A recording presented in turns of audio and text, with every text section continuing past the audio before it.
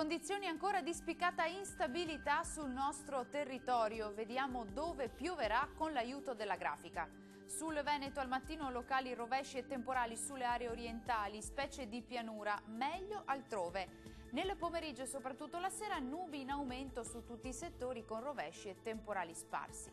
Temperature massime sui 17-22 gradi, minime attese tra 12 e 17 gradi circa. Che tempo farà sul Friuli Venezia Giulia?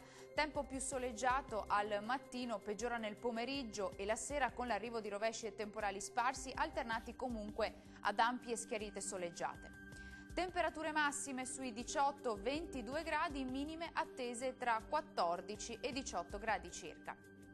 E concludiamo con uno sguardo alla situazione del Trentino Alto Adige. Anche in questo caso tempo migliore al mattino, nel corso del pomeriggio e della sera rovesci e temporali dapprima sul Trentino, poi verso l'Alto Adige, fenomeni anche forti sul centro-ovest trentino. Temperature massime sui 20 gradi, minime attese tra 8 e 10 gradi circa. Il mare sarà generalmente mosso, i venti invece si presenteranno moderati e sudorientali.